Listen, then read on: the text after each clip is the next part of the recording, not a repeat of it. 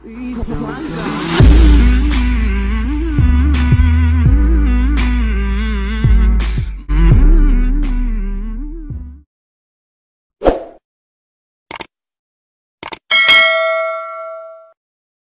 pertanyaan di bawah ini, saya, nama Yohanes Ignatius Kristanto, tempat dan tanggal lahir Semarang 30 Januari 1974. Pekerjaan, saya adalah pendeta dan wira swasta.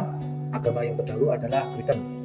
Dengan penuh kesadaran dan niatan tulus dalam diri sendiri bahwa mulai pada hari ini, Senin, tanggal 21 Jumadil Akhir 1443 Hijriah atau 24 Januari 2022 Masehi, saya telah meninggalkan agama saya terdahulu, yaitu agama Kristen, dan pada saat ini saya menyatakan diri memeluk agama Islam di hadapan para saksi dengan mengucapkan 2 kalimat syahadat. Assalamualaikum warahmatullahi wabarakatuh. Kita panjatkan puji syukur kepada Allah Subhanahu wa Ta'ala yang telah memberikan keimanan dan ketakwaan kepada kita semua. Salawat dan salam kita sampaikan kepada Nabi dan Rasul Muhammad Sallallahu Alaihi Wasallam, keluarga, sahabat dan umatnya sampai akhir zaman. Terima kasih telah mengikuti channel Islam kita, Islam Berita Kita, dan ikuti semua channel Islam yang lain. Dan demikian juga terima kasih telah menekan tombol subscribe, like, dan share. Asyhadu alla ilaha illallah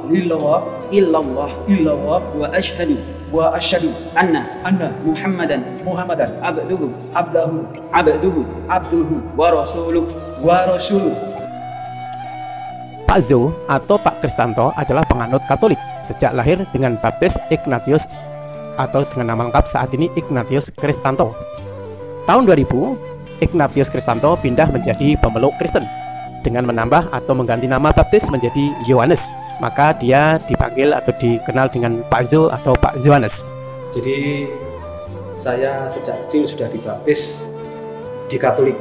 Oh gitu. Perlu dipahami bahwa di dalam kekristenan di dunia ini ada 2 aliran besar yang berbeda, yaitu Katolik dan Kristen Protestan. Di Indonesia, Kristen Protestan ini sering disebut dengan Kristen. Mengajak saya untuk menjadi Kristen dan kemudian dibaptis dan mendapatkan nama Yohanes. Jadi Pak Ignatius Kristanto tadi lahir sebagai seorang Katolik, lalu pindah menjadi pemeluk Kristen.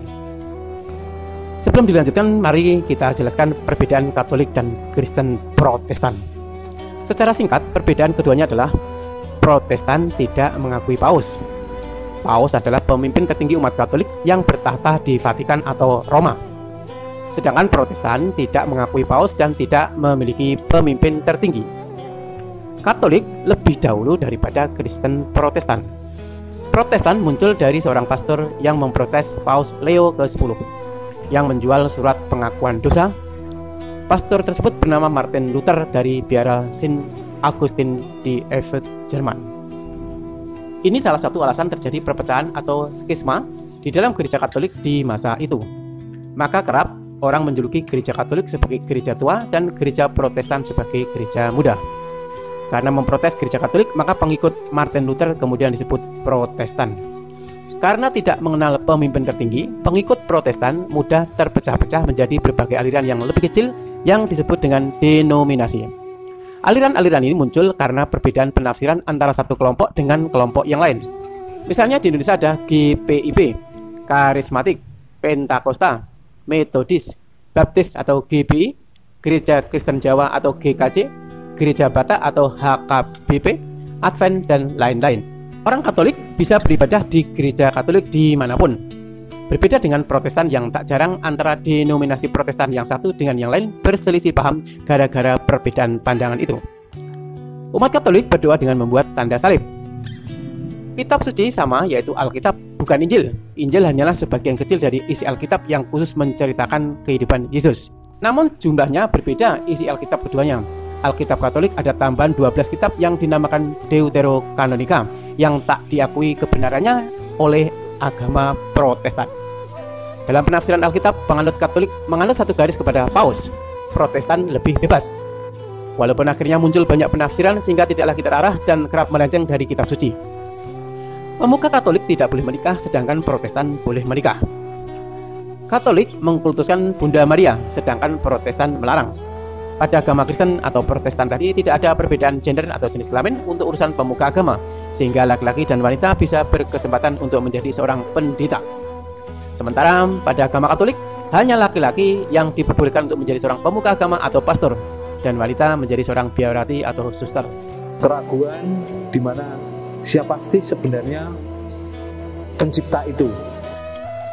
Seperti pada umumnya seorang Kristen yang mempergunakan keintelektualannya, maka akan selalu terbebani dengan dogma siapa sebenarnya sang pencipta itu.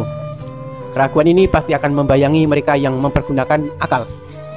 Bagi Ignatius Kristanto, mereka sampai hari ini masih memahami Isa secara keliru. Ya, tentunya hari ini orang memahami Isa secara keliru. Setelah dia mengucapkan 2 kalimat syahadat, Ignatius Kristanto menemukan kembali suatu jalan kebenaran, jalan yang tidak berliku lagi. Ibarat melewati jalan tol, keraguan itu kini telah sirna. Saya merasa kayak ada jalan yang tidak berliku lagi, kayak jalannya sudah tol. Bagi Ignatius Kristanto, ketika memahami Tuhan yang salah, implikasinya dalam kehidupan akan salah juga. Kalau ketika memahami Tuhan yang salah, nanti implikasinya di kehidupan akan salah juga.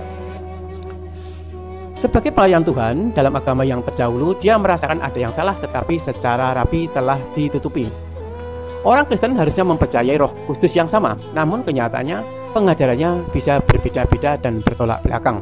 Ini mempercayai Roh Kudus yang sama. Kenapa pengajaran itu bisa berbeda-beda? Bahkan di Indonesia sendiri, di dalam kekristenan ada 300 sinode. Berarti ada 300 pengajaran yang berbeda, seperti di dalam cara membaptis juga berbeda-beda. Ada yang cukup dengan dipercik, namun ada dengan yang diselamkan di dalam air, bahkan mereka saling menyalahkan. Tetapi kenapa kalau Allah itu Esa, hari ini kita menyatakan bahwa ada 3 pribadi Allah yang berbeda. Setelah bersyahadat, Ignatius Kristanto merasakan hilang itu semua keraguan.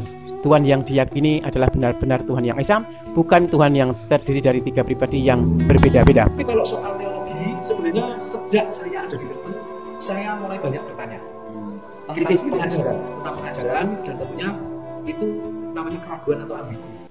Sebenarnya Ignatius Kristanto sejak di dalam agama yang terdahulu secara teologis memang sudah merasakan keraguan, ambigu dalam mengenal Tuhan.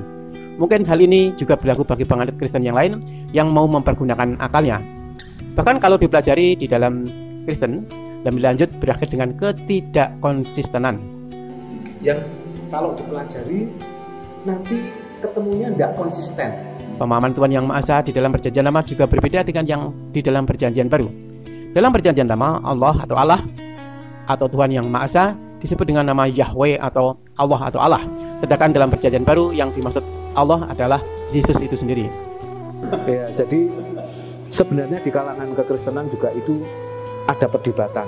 Jadi ada perbedaan cara pandang antara Katolik dengan Kristen sudah berbeda.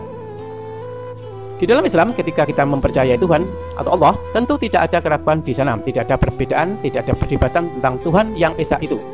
Ketika kita mempercayai Tuhan, mempercayai Allah, tentunya tidak ada keraguan di sana. Jadi tidak ada perdebatan.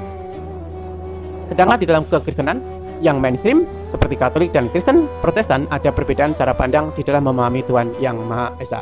Terima kasih kepada tim Alam Center Jogja memberikan jalan kepada saya untuk menjadi mu'alaf.